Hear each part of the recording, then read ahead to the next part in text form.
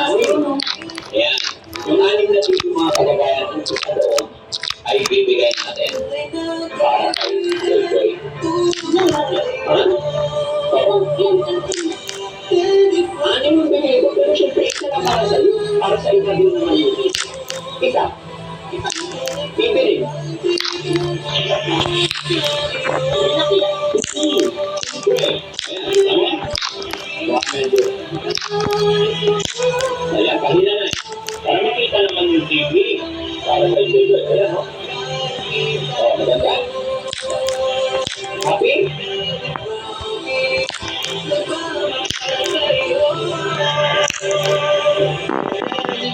Kumuya. Hindi kagaya nung pinag-vlog ko sa Makuto. Oh, bakit napas mo?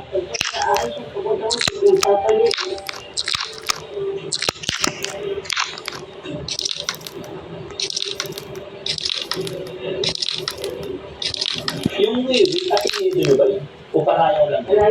Palayaw niya wiwi. Bakit wiwi? Kasi ngayon po, yung favorite ko eh. Yung butas na pinakamalalim. Dito. Ano mo na kita, kaya niyo pang tinda niya. Nakita ko sa panaglayan, tinatagay na yung mga malalim pa rin sugat niya. So, ibig sabihin na, yung dinampot nyo dun sa pinagkalaglagan, hindi nyo na pinusisa, hindi nyo na pinuksan. Sino nagtali ng ulo? Oo, sa ambulance. Sa ambulance. Linisan niya, tapos nagyan ang laki ng ulo. First aid lang din ako.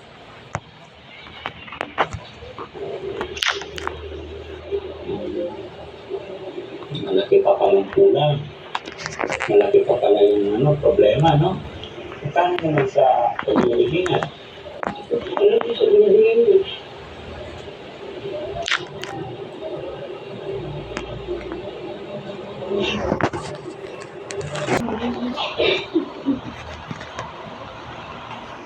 Service niya, magbibigay na po ako ng 70,000 para lahat po ay wala na kayo magiging problema. No?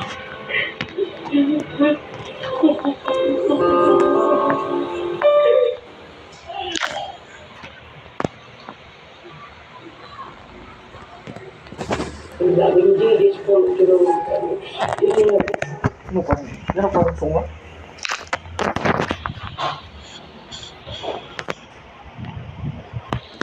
So, mga tol, may panabago rin na umano ang laban na yan. Pero ang formal announcement ay gagawin umano sa May 25, araw po yan ng Lunes. Magkakaroon ng press conference sa announce ang bakbakan. At nakipag-deal na nga din po ang Abema na siyang mag-i-stream sa laban na yan. So sa Lunes na po yan mga tol, kaya hintayin natin yan. Mapapanood na ng mga boxing fans ang laban ni Casimero. Lugar sa Villanueva ng isang malakas na kanan. Yanig po itong si Derek at nanlambot ng paa. Hindi rin kanina dyan na maayos si Derek mga tol. Patulad ng laban na kay Tabugong. Niluwanag si Casimero, kilalang malakas sumuntok. Kaya prediction ni Villanueva mga tol, posible umanong knockout ang sapitin ng Derek kay Casimero. Yun nga lang, kailangan daw ni Casimero ng magandang kondisyon sa laban na yan. Minsan na nga din po nag-predict ito si Villanueva sa laban ni Casimero kay Saul Sanchez na nakalaban na rin ni Arthur Villanueva. Tumama nga po ang prediction ni Villanueva, knockout ang sasapitin ni Sanchez dito kay Casimero. Ngayon kaya mga tol, tumama din kaya ang prediction ni Villanueva, knockout din kaya ang sasapitin ni Luis Derek kay Casimero. Ano sa tingin niyo mga tol?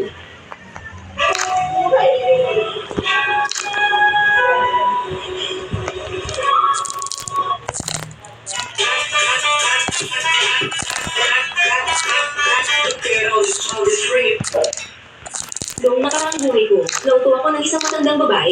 Binili ko sa napakamahal na halaga ang isang Brazilian turtle, kaya tinawag ako ng mga binan ko na bulagsak. Marunong lang daw akong gumastos pero hindi marunong kumita. Pero hindi ko inaasahan. Bago dumating ang apocalypse na may matinding init, nagsimulang mag-transform ang pagungko. Walang tigil itong naglalabas ng gintong barya na tumulong sa aming pamilya na malagpasan ng krisis.